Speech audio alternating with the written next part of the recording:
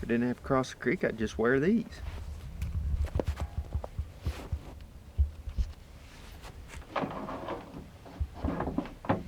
Second day of Iowa gun season, and I got Greg going with me today, so if one comes into 20 yards, we can actually shoot him this time. I ended up seeing like 11 bucks in there last night, 12 bucks, something like that, and just a pile of deer in general. All the pressure around that bedding area is just pushing all those deer in that one thick spot. So let's go. You ready, Greg? I'm ready.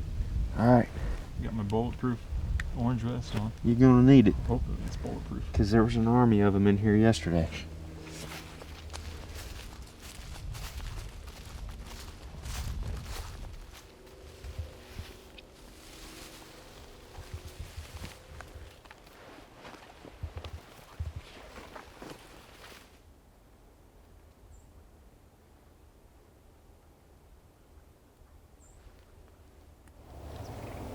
Greg and I are going to dip back down in the woods and go down to where I was at last night.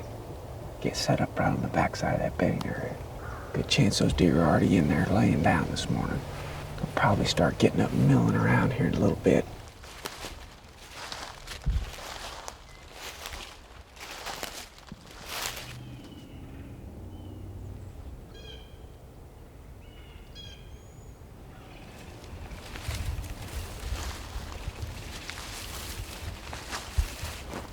This is right where I set up last night. Right up there about 25 yards.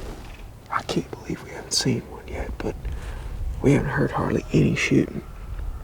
So I'm assuming that the deer just hunkered down this morning, bedded down or something. So many deer in here last night. And I saw close to 30 deer right there on that log, just right down through here at different times of the afternoon and evening. With all the leaves off, you can see a fair piece up through there.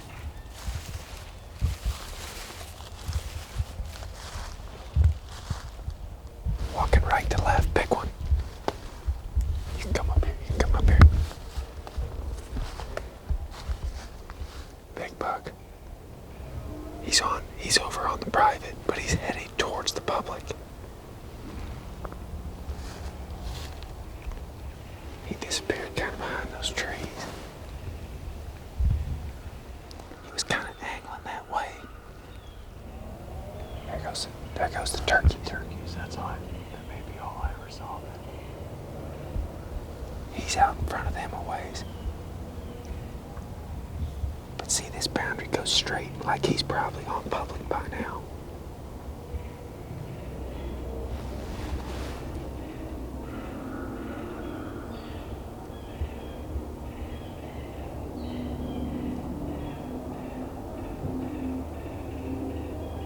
I'm on a deer right now.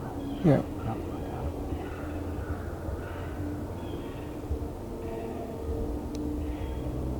What's he doing?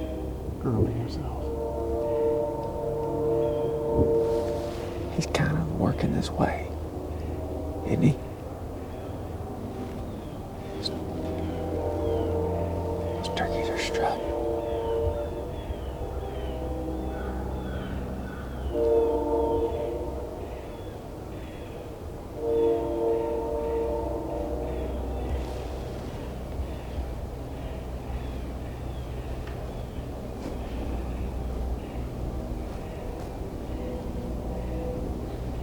Can you see him? Uh-huh. Moving. No, he's just grooming himself. They got a call at him? I don't want him to come. Yeah, I don't want him to come downwind because we can't shoot him if he comes over there. Let's just be patient here.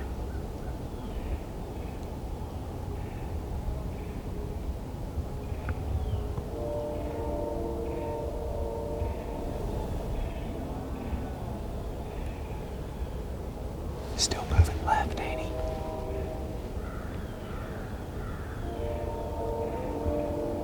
I'd go at him, but if we take another step, all those turkeys are gonna see us for sure.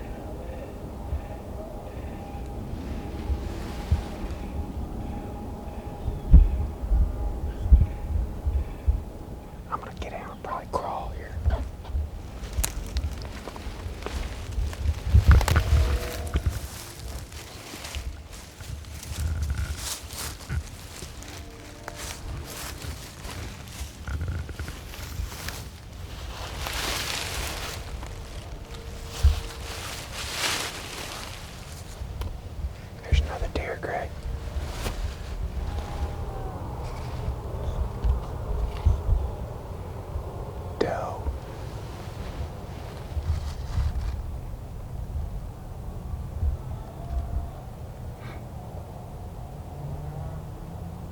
strutters.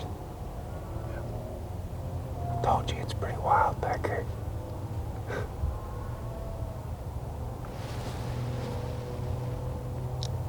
I'd like to get over here against this big tree.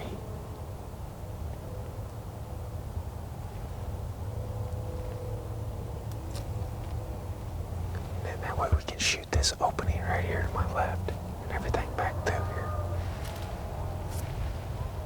Lost track of the buck. Have you seen it recently? No, but he's in here on the public side.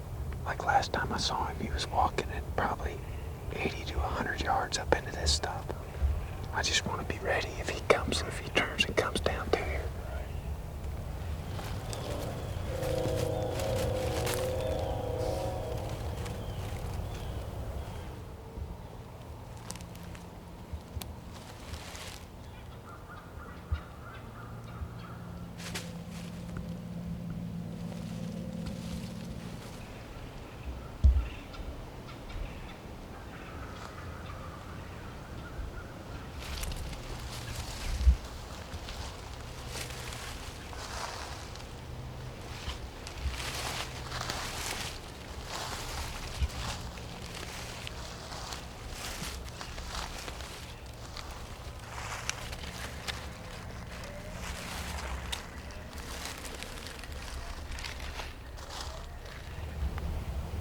Those big oaks are up there by the 80 yards.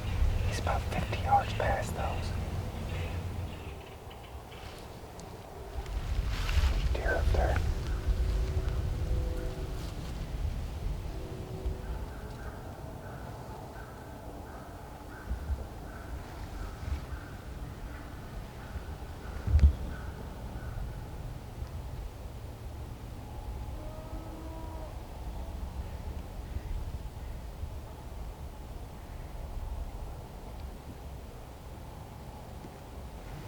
Did you see him?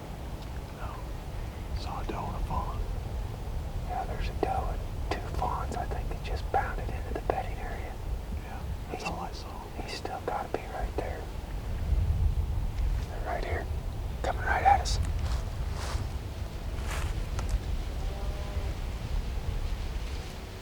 Big buck in the back, see him?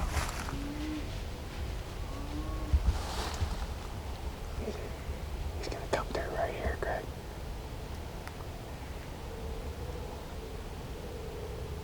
You can see the buck. Yeah, I do. You do.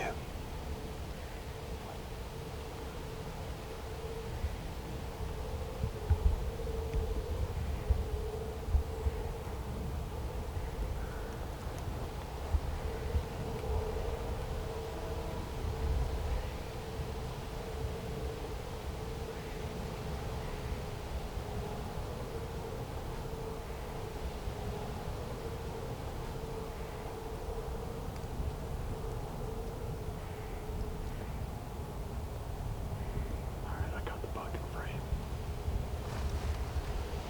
I don't have a shot.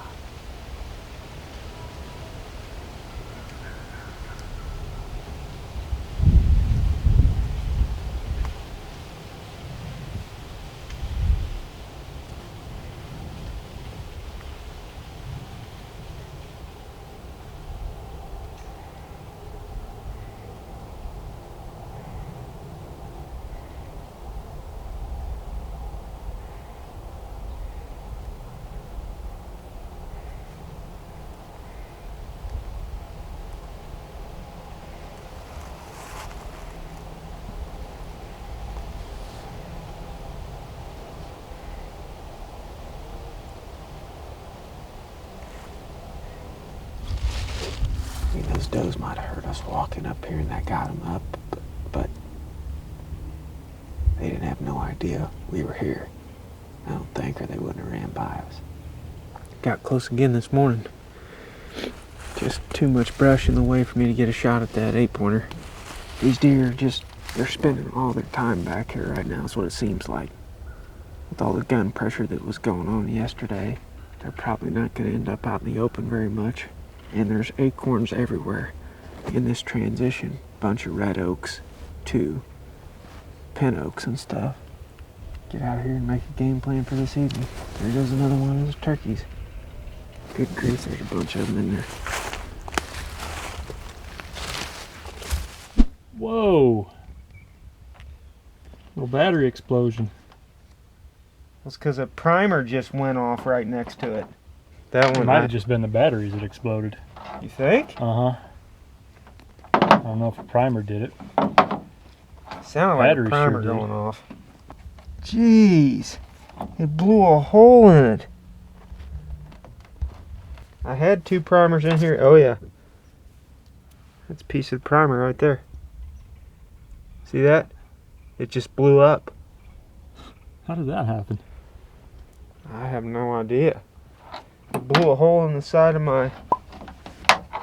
Just make sure if you're packing your primers to keep them separate from everything else. Because that would have been really bad had I had an extra load in there. You're just packing that out with your hands in it, just blow your hands off. Let me see those batteries. Look at that. GoPro battery melted. Oh! That sustained some damage. Batteries and primers don't mix, kids. Holy cow. Those are done.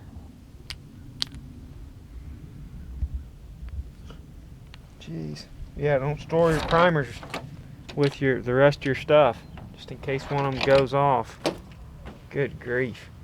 Had a little primer explosion there. First couple days of gun season have been a little bit stressful, let's just say. But I want to take a few minutes here to address some questions that you guys have had on the last few gun hunting videos. A lot of you have been asking what type of muzzleloader setup we've been shooting, what type of load and everything. All of us have the same gun. The boys in Nebraska were using Jake's muzzleloader, which is the same one that Greg and I used a couple years ago when we killed the buck late season. It's a Thompson Center Impact. I've got one right here. I actually just bought this one this year, and it's got a Vortex Diamondback 3x9x40 scope on it. They're pretty good shooting guns, really. We've killed a handful of deer over the years with Jake's gun, and I just went to Bass Pro and picked this one up about a month ago. I think it was like 290 bucks or something. And the load that we've been using, a lot of you have been asking about the load that Grant and Zach were using in Nebraska. It's the same one that all of us are using. Jake has the most experience with the muzzle loading stuff, and he's shot a variety of different things through his gun in the last few years. But this year he switched to the Blackhorn 209 powder. We're shooting 110 grains of it. It's loose powder with, let me get it here, the Barnes Spitfire TMZ with the polymer tip. We've tried a variety of different muzzleloader bullets over the years, and these things by far have performed the best for us. They're really hard for me to find though. I had to like overnight those from Cabela's because that was the only place that had them whenever I ordered them a couple weeks ago. So that is the load that we're shooting out of our muzzleloaders this fall. A lot of you guys on the last video were really frustrated with me for not shooting that buck. And I get it. Like, the thing looks like he's right there, right in front of me. And he was. But take a chill pill. There's a lot of other things going on that you don't see. And that's partially my fault because I didn't explain it better in the video. But I've got a huge tree in front of me when that buck first comes in. He's walking right towards me. And I'm using that tree as cover so that I can get my gun up and on him when he comes out on the other side of the tree. But he doesn't do that. He stands behind that tree for a long time, and then he eventually walks away from me and through my opening at like 80 yards. The camera's also sitting up higher than my vantage point by a few inches. So he looks in the wide open out there, but in reality, I only have a very small opening to shoot through at 80 yards while I'm sitting on that log. Anyway, this is just a bunch of excuses. I didn't get the buck. I didn't get the one in this video either. And to be honest, that's okay. If you noticed over the years, the thing that we take the most pride in is making good, clean, ethical kills on these deer. I mean, look back at Grant's hunt that he had in Nebraska. Him and Zach were going back and forth for over a minute before Grant finally took the shot at the buck so that he presented the right shot at the right angle. Point is, we take pride in showing you guys quick, clean kills. And sometimes that means that we pass up opportunities that look really good. Like the buck in the last video and the one in this video when I decided not to shoot through brush. We've killed plenty of deer this fall already, so I didn't see the point in forcing a shot on either of the last two hunts. But anyway, that's some stuff to chew on. Hopefully you guys enjoyed these last couple videos. Right now, Ted and Dylan are hunting in Missouri.